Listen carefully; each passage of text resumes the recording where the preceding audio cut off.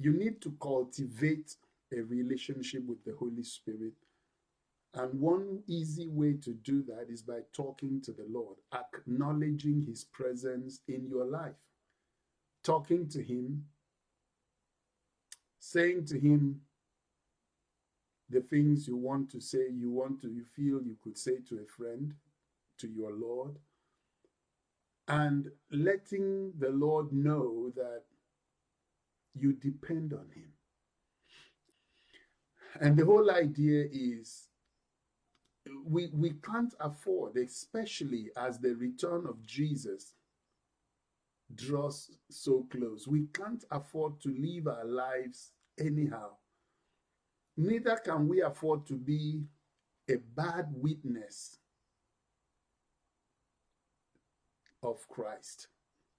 You are the light of the world. Understand that these are the words that have proceeded, that came directly from the Lord of Jesus.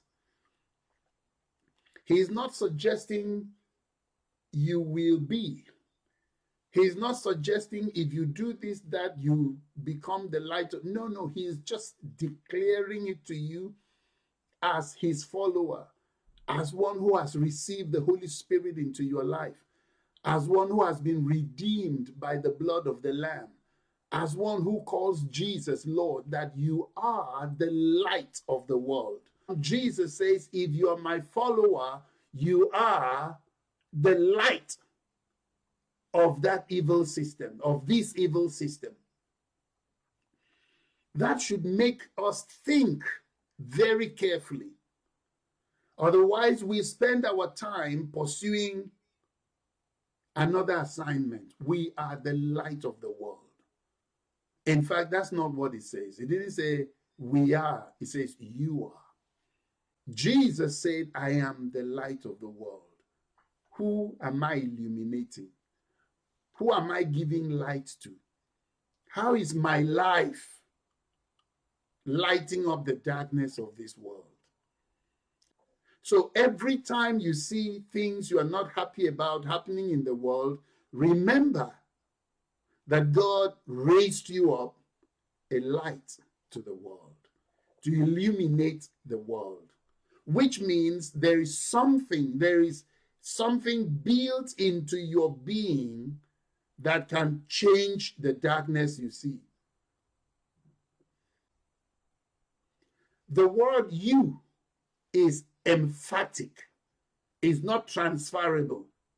It can be shared among the body of believers. It is shared among the body of believers, but it's emphatic. It's pointed. It's personal between you and Jesus. My followers, none others. You are the light of the world. And every disciple of Jesus has the light or shares in the light that Jesus is to the world. You are not just a Christian by what you say, by the size of the Bible you carry, but that your conduct, the things you do, your relationship with people, the words you speak, your attitude in your office, your attitude in your family, your attitude in your work, in church, your attitude towards people will shine out. Watch this. It says that your good deeds may shine out.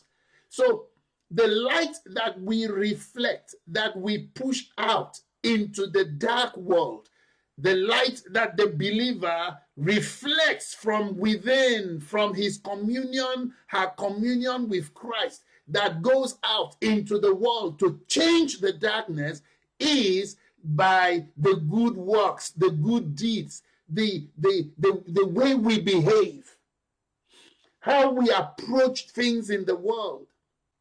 Are you a peacemaker? In the world, it is an eye for an eye. The survival of the fittest.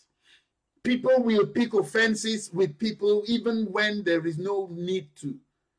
But as a child of God, are you showing forth kindness, goodness, the fruit of the Spirit, love, joy, peace, patience, long suffering?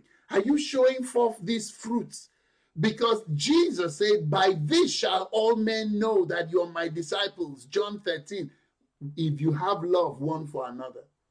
When they see the way you love one another, you love yourself, you love the brethren, you love your community, you are willing to sacrifice for people, Jesus said, they will know that these ones are my disciples. If you have not been reflecting the life of God in you, the love of God, the good works that show forth light in this dark world, it's about time you started doing so.